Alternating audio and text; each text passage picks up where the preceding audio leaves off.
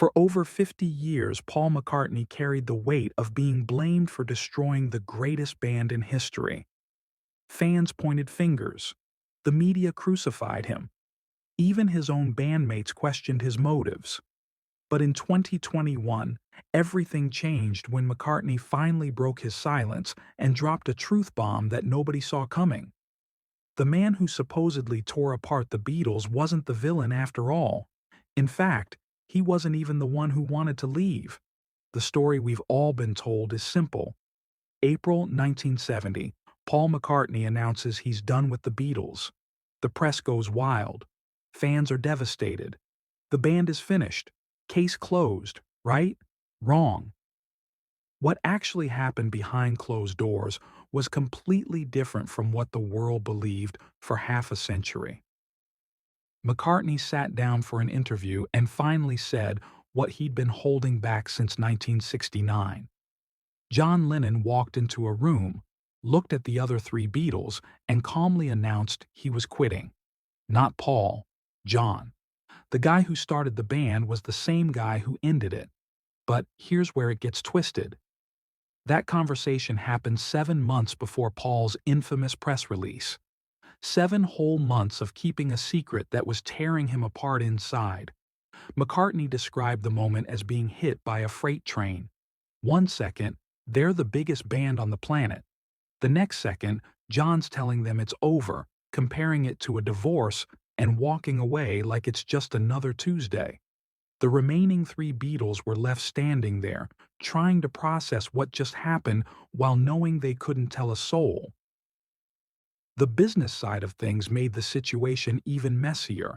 They had contracts to fulfill, albums to release, money on the line.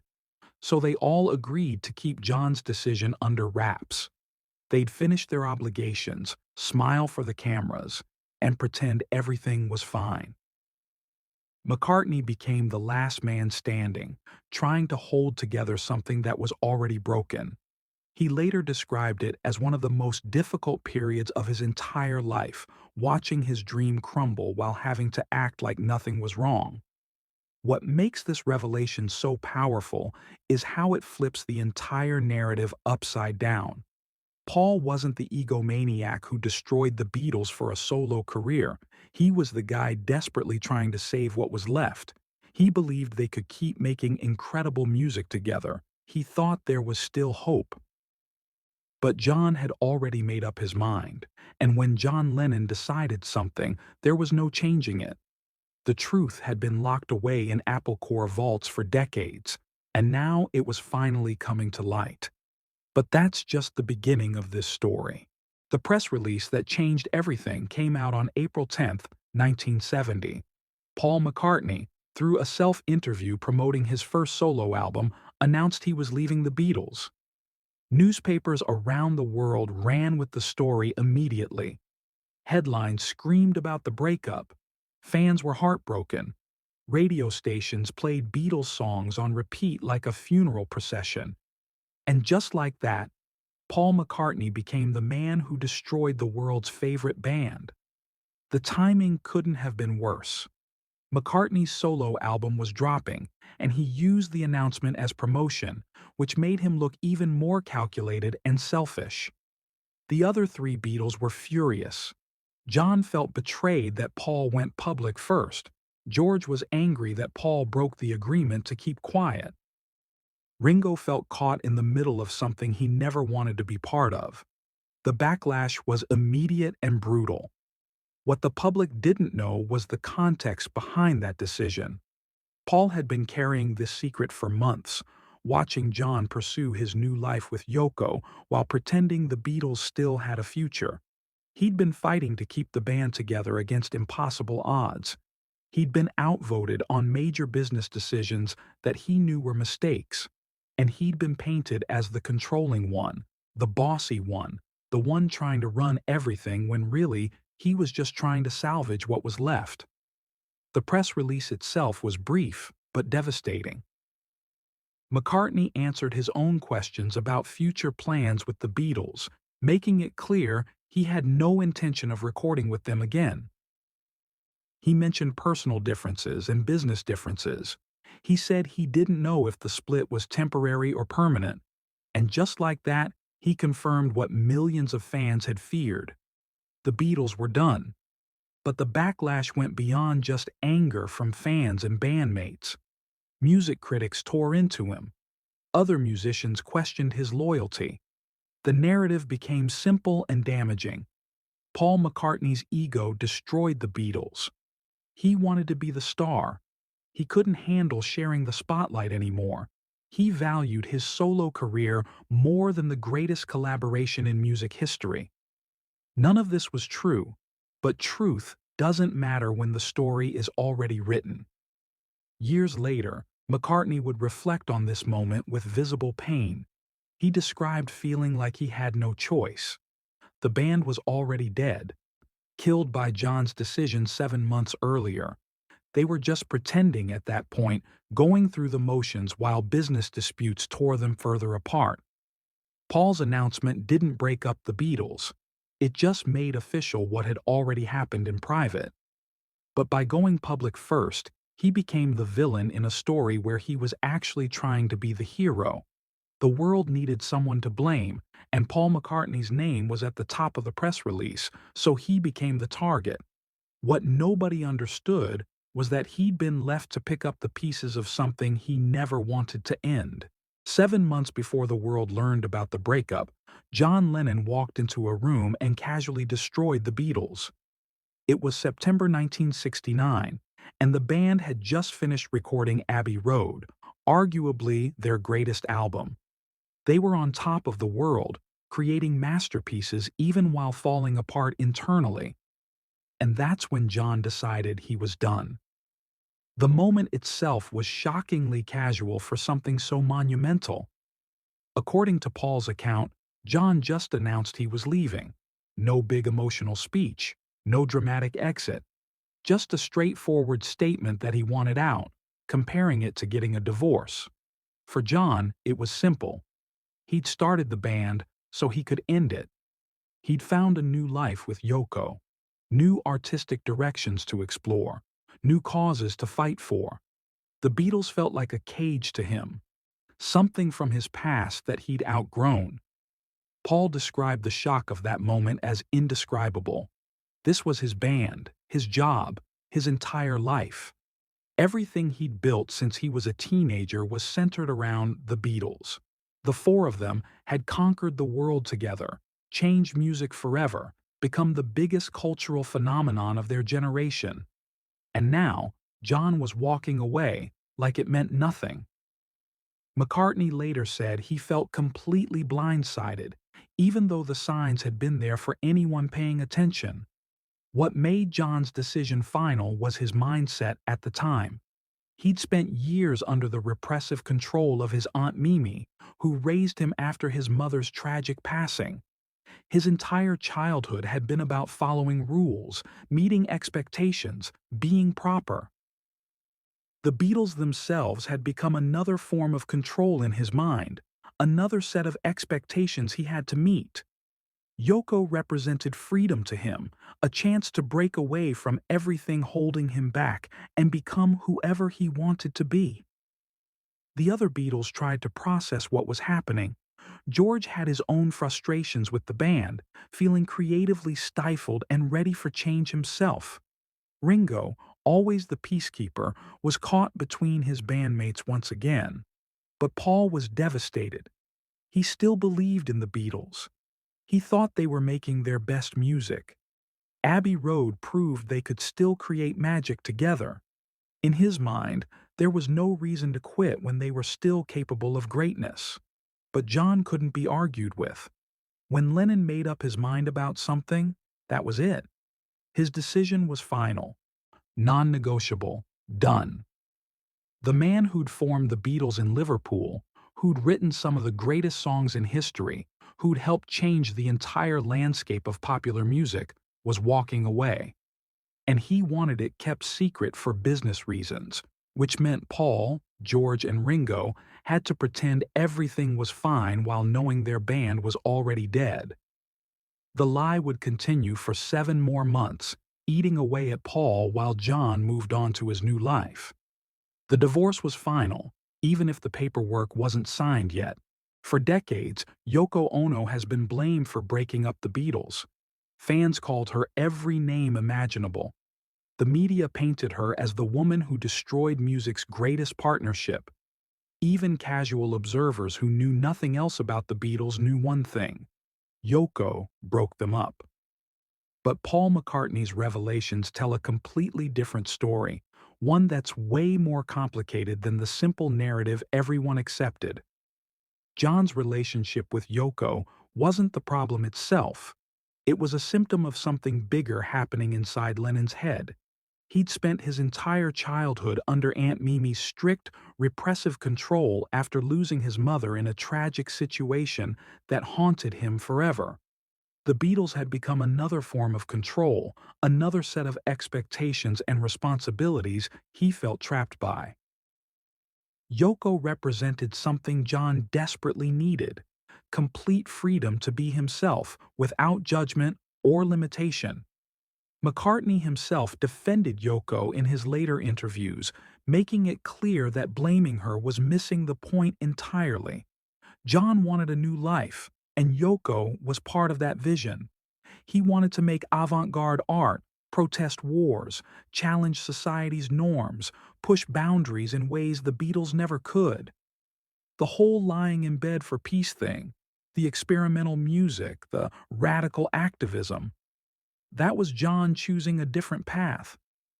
Yoko didn't force him down that road. She walked beside him on a journey he'd already decided to take. What made the situation so visible and uncomfortable for everyone else was John's refusal to be separated from Yoko, even during Beatles sessions. She was there constantly, sitting next to him, involved in everything, breaking the unspoken rule that Beatles business was just for the Beatles.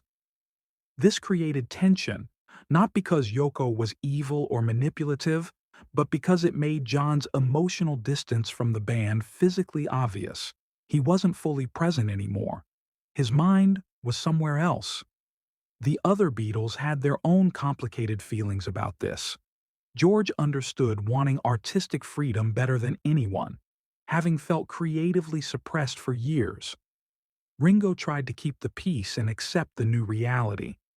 But Paul struggled with it because he still believed in the magic they created together.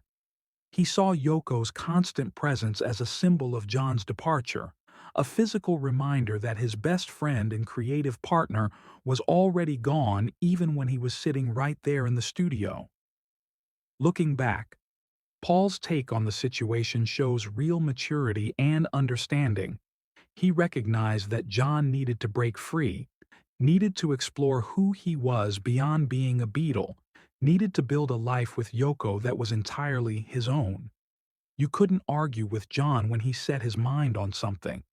You couldn't convince him to stay when he'd already mentally left. The man who'd been controlled and molded his entire life finally found someone who let him be completely himself, and he wasn't giving that up for anything. The tragedy is that Yoko became the scapegoat for something much more complex. She didn't break up the Beatles. John's need for freedom did. His desire to escape the expectations and pressures of being a Beatle did. His determination to start a new chapter of his life did. Yoko was just the person he chose to start that chapter with. And she's been unfairly blamed ever since. But history got it wrong, and Paul McCartney made that clear when he finally told the truth. If there's one name that deserves blame for destroying the Beatles, it's Allen Klein. While John's decision to leave was the death blow, Klein's involvement turned the breakup into a toxic legal nightmare that made reconciliation impossible. The story of how this controversial American business manager tore apart the greatest band in history is darker than most people realize. Klein came into the picture in early 1969, right when the Beatles needed competent business management most. Brian Epstein had passed away in 1967, leaving them without the guidance that had kept them together through their early success. Apple Corps, their company, was hemorrhaging money. They needed someone to clean up the mess and protect their interests. Instead, they got Allen Klein, three Beatles, John, George, and Ringo, voted to hire Klein as their manager. Paul wanted Lee Eastman, his future father-in-law, and an experienced entertainment lawyer. This wasn't just about family connections. Paul had done his homework. Mick Jagger, who'd worked with Klein before, personally warned Paul to stay away from him. Jagger knew from experience that Klein was shady, taking way more than he was entitled to and operating in legally questionable ways. But Paul was outvoted 3-1. John was particularly enthusiastic about Klein, feeling like he understood them and could protect their interests. The irony is devastating. Klein promised to get them the best deals, maximize their earnings, take care of everything. What he actually did was take 20% of all their royalties, not just increases like legitimate managers would. He structured deals that benefited himself more than the Beatles. He created financial arrangements that were borderline criminal. The Klein situation destroyed whatever unity the Beatles had left. Paul refused to sign the management contract, knowing it was a disaster waiting to happen. This created a legal mess where three Beatles had one manager and Paul essentially had another. They couldn't agree on business decisions anymore. Every meeting became an argument. Every decision required lawyers. The creative partnership that had produced Abbey Road and Let It Be was now drowning in paperwork and legal disputes. It got so bad that Paul eventually sued the other three Beatles to get out of the Klein arrangement. Think about that. The man who wanted to keep the band together had to take his best friends to court just to protect himself from the business manager they'd hired against his advice. The lawsuit formally dissolved the Beatles' partnership in 1970, making the breakup legally official even though it had already happened emotionally. Years later, John Lennon admitted Paul had been right about Klein all along. In a 1973 interview, John confirmed that Klein had robbed them and that Paul's suspicions were completely justified. But by then, the damage was done. The Beatles were finished, not just as a band, but as friends who could work together. The business disaster created by Klein's involvement had made reconciliation impossible. The cruel twist is that the Beatles survived drugs, fame, creative differences, and personal drama. What they couldn't survive was bad business management. Klein didn't break up the band directly, but he created the toxic environment that made their breakup permanent instead of temporary. He poisoned the well, turned them against each other over money, and destroyed any chance they had of reuniting later. While John's decision to leave started the end, Allen Klein made sure it stayed that way forever. Long before John announced his departure and Allen Klein destroyed their business relationship, the Beatles were already falling apart. The signs were everywhere for anyone paying attention. Ringo quit during the White Album sessions in August 1968, more than a year before John's bombshell announcement. George felt creatively suppressed and undervalued. Paul was trying to hold everything together through sheer force of will. And John was already mentally checked out, more interested in his relationship with Yoko than anything Beatles-related.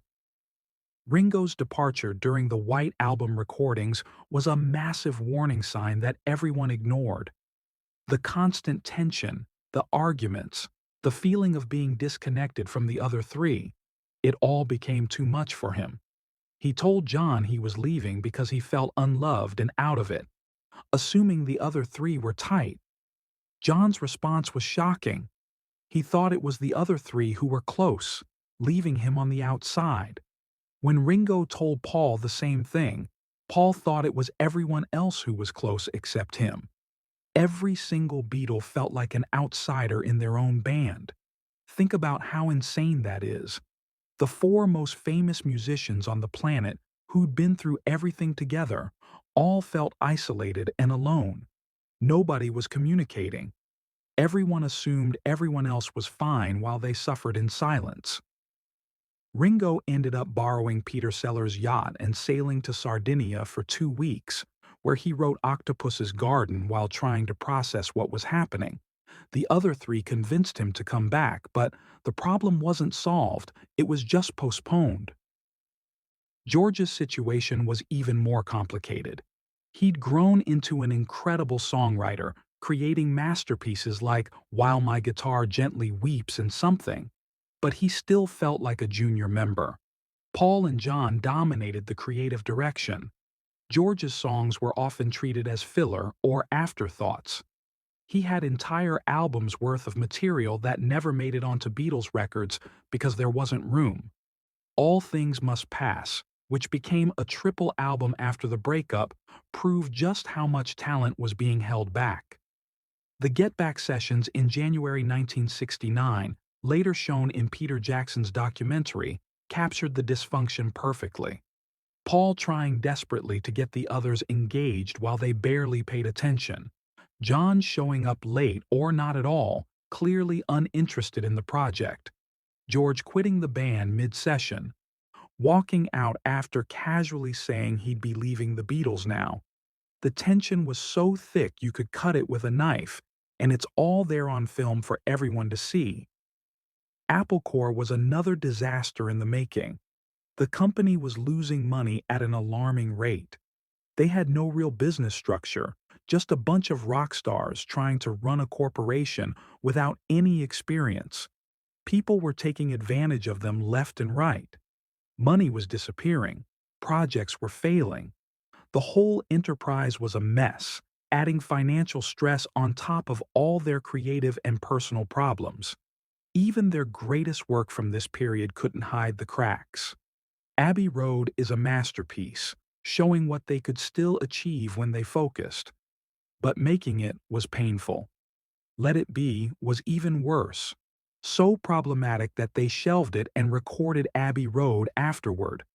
The rooftop concert, their final public performance, was beautiful but bittersweet. They still had the magic, but they'd lost the desire to use it together. Paul later described this period as unbearably difficult. He could see the end coming but refused to accept it.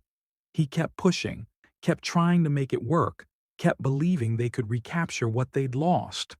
But you can't force four people to stay together when they've grown apart. The Beatles had given everything to each other for over a decade, and now they had nothing left to give. When Paul McCartney finally opened up about the breakup decades later, the pain in his voice was unmistakable. This wasn't just losing a job or ending a business partnership. This was losing his entire identity, watching his life's work disintegrate while being powerless to stop it. The Beatles weren't just a band to Paul. They were his family, his purpose, his reason for existing since he was a teenager. McCartney's description of this period reveals just how devastating it was for him. He repeatedly said, "This was the most difficult time of his entire life." Imagine being Paul McCartney in 1969. You're part of the biggest band in history. You've just finished recording Abbey Road, which might be your masterpiece. You still believe you're making incredible music together. And then, your best friend and creative partner tells you he's done. He's leaving. It's over. Everything you've built is crumbling, and there's nothing you can do about it. What made it worse was Paul's belief that they could have continued. He wasn't being delusional or unrealistic. The evidence supported him. Abbey Road proved they could still create magic together. The rooftop concert showed they could still perform at the highest level. The chemistry was still there when they wanted to tap into it. But John didn't want to anymore, and that was that. Paul kept saying they were still making great music, still capable of achieving more together. He could imagine the Beatles continuing for years. But John had made his choice. The isolation Paul felt during those final months was crushing. He was trying to save the Beatles while John was planning his exit. He was fighting against Allen Klein while the other three supported him. He was pushing for unity while everyone else was pulling away. And he had to keep smiling, Keep pretending everything was fine. Keep the secret that his band was already dead. When he finally made his announcement in April 1970, it wasn't because he wanted to leave. It was because he couldn't keep living the lie anymore. But here's where the story takes a surprising turn. Years later, John Lennon admitted the truth that vindicated Paul. In a 1973 interview with Rolling Stone, John openly acknowledged that he'd been the one to leave first. He confirmed Paul's version of events, saying he'd quit in September 1969 while everyone else pretended things were okay. John even took ownership of the breakup with characteristic bluntness. "I started the band, I disbanded it." John also admitted Paul had been right about Allen Klein. This was huge, considering how much the Klein situation had damaged their friendship and created legal nightmares. Lennon confirmed that Klein had screwed them over exactly like Paul had warned. Everything Paul had fought against, everything he'd been villainized for opposing, turned out to be correct. But by the time John admitted this, the damage was done. The Beatles were gone, and they weren't coming back. The tragedy of John's confession is that it came too late to change anything. Paul had already spent years being blamed for the breakup. The narrative was set in stone. Fans had already decided Paul was the bad guy, the egomaniac who destroyed the Beatles for his solo career. John's admission that he'd quit first, that Paul had tried to keep them together, that the business warnings were accurate, none of it mattered anymore because nobody was paying attention. Paul later reflected on all of this with remarkable grace. He didn't attack John for leaving or for letting him take the blame. He understood that John needed to break free, needed to explore his own path, needed to become more than just a Beatle. But the pain of that understanding is still visible decades later. This was Paul's band, his job, his life. And watching it end while being blamed for its death left scars that never fully healed. For 50 years, the story of the Beatles' breakup was written in stone. Everyone knew the narrative. The band fell apart during the Let It Be sessions. They hated each other by the end. Paul's ego destroyed them, and the rooftop concert was a sad finale to a dying partnership. The original Let It Be documentary from 1970 reinforced this story, showing tension and conflict and making everything look grim. But then, Peter Jackson got his hands on over 60 hours of unseen footage, and everything changed. The Beatles. Get Back premiered on Disney Plus in November 2021, and it completely demolished the accepted narrative. Instead of four guys who couldn't stand each other, Jackson's documentary showed four friends who still love making music together. Yes, there was tension. Yes, there were arguments. But there was also laughter, creativity, genuine affection, and moments of pure musical magic. The Beatles weren't falling apart during those sessions. They were still the Beatles, still capable of creating masterpieces, still connected in ways that few bands ever achieve. The documentary revealed crucial details that had been hidden for decades.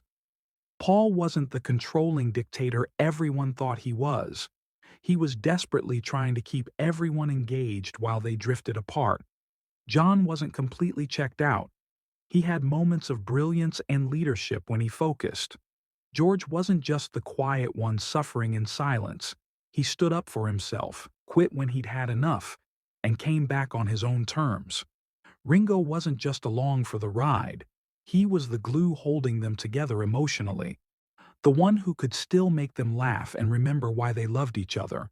The footage showed the Beatles creating songs out of thin air.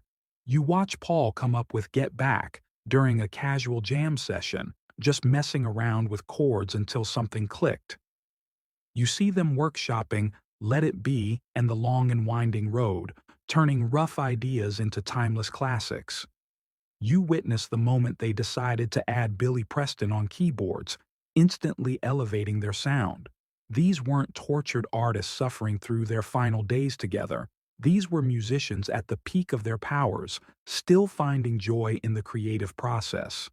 What Jackson's documentary did was provide context that completely changed how we understand this period. The original Let It Be movie cherry-picked moments to create a narrative of dysfunction and collapse. But the full footage shows that narrative was incomplete at best and misleading at worst. Sure, there were rough patches and legitimate conflicts, but there were also hours of goofing around, supporting each other, and creating some of the greatest music ever recorded. The Beatles were complicated, like any group of people who'd spent over a decade together in the most intense circumstances imaginable. The documentary also vindicated Paul McCartney in ways he probably never expected. Viewers could finally see what he'd been trying to explain for 50 years. He wasn't the villain. He was the guy trying to save something precious while everyone else was ready to move on. The footage shows his frustration, his sadness, his desperate attempts to keep them engaged and united. When he said the breakup was the most difficult period of his life, you can see exactly why in every frame. For Paul, the Get Back documentary represented something profound, proof that his version of events was true. The Beatles were still making great music at the end. They still loved each other despite the conflicts. John's decision to leave broke Paul's heart because there was still so much potential left untapped. The tragedy wasn't that they fell apart. The tragedy was that they were still capable of greatness when they decided to stop. The final message of both Paul's revelations and Jackson's documentary is bittersweet. The Beatles didn't have to end when they did. The music was still there. The talent was still there. But John needed to leave. Business problems made everything toxic, and the weight of being the Beatles became too much to bear. They gave us more than any band should be able to give, changed music forever, and left a legacy that will outlast all of us. That they broke up at all is tragic. That they broke up while still making masterpieces like Abbey Road and Let It Be is almost unbearable. But at least now, 50 years later, we finally know the truth. Paul McCartney didn't break up the Beatles.